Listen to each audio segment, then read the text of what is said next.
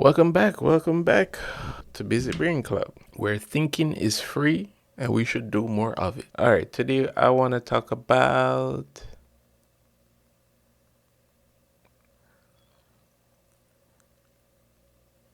Damn, what do I want to talk about? Oh, Bitcoin. So I had someone ask me this question. They asked me, who is the CEO of Bitcoin? A lot of people gonna be like, this person is dumb. It's not dumb. It's a legit question. Most people don't even know what the hell Bitcoin is. It's traded on the market like it's a stock or whatever, some sort of investment. It's marketed as such by different people. The question is legit. Who is the CEO of Bitcoin? Long and short of it is there is no CEO of Bitcoin. There is none. And that's the point. It's not supposed to have a CEO, and the Bitcoin people will say that's exactly how we like it.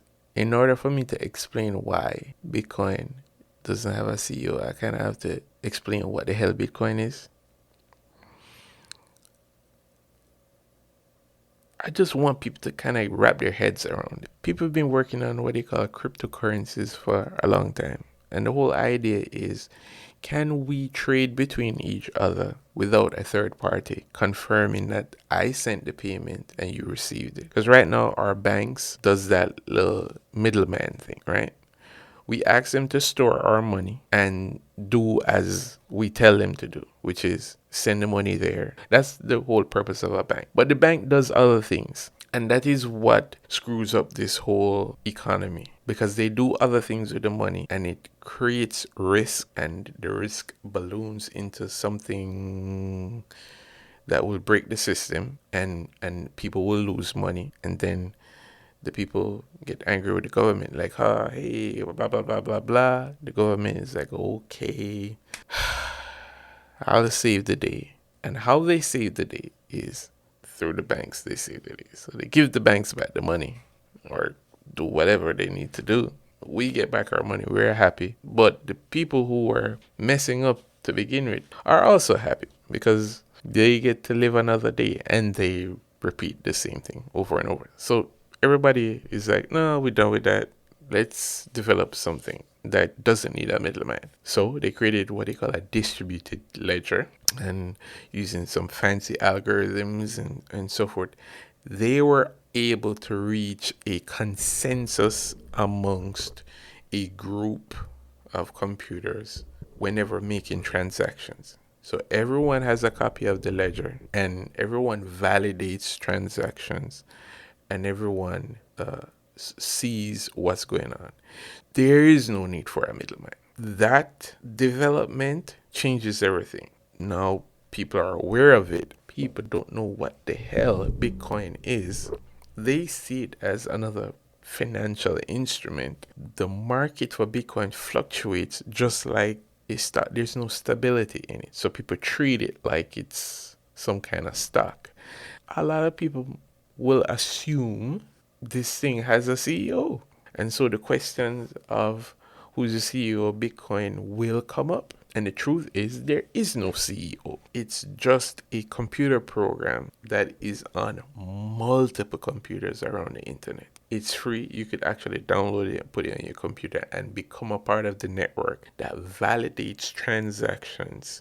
It is just a software application that resides on computers all around the world, agreeing without a middle person, because everyone has a copy of the what they call the ledger, agreeing about different transactions. Now, how does that impact us in reality? What that does, it allows us to remove a lot of functions that currently exist in our financial system. A lot of, I won't say useless, but they've failed us many times. The primary bank it will remove is the central bank.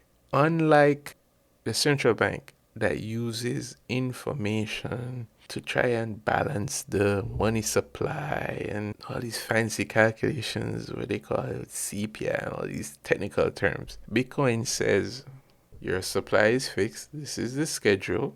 You cannot change it. You could change how you interface with it. You know how many Bitcoins are coming. You know how many already exist, and that's it. Now, in a previous video, I explained that when you're dividing a dollar, you could only divide it up into cents. You can't put fractions of a cent as a sticker price in a grocery store. And so we have to inflate the money supply to balance that equation. Bitcoin says the opposite. Bitcoin says supply is fixed. We're divisible all the way down. I forget 10 to the whatever power, which allows you to create fractions of a Bitcoin.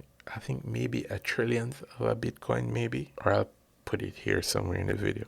That is compatible with everything that we're doing when it comes to technology. Bitcoin, by definition, is giving you more for less. There's no more manipulation, there's no more errors when it comes to how much money should be added to the system.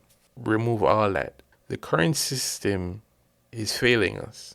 You don't have to look very far and see people suffering under the pain. To the point, it's almost as if we're slaves to the system, like in the Matrix. So, there is no CEO of Bitcoin. It's an algorithm that runs on the internet. You might not agree with it, but it doesn't care. It keeps on running. Doesn't care what value you give to it. It just exists. You have to choose whether you want to participate in it or not. That's the video. I'll see you in the next one.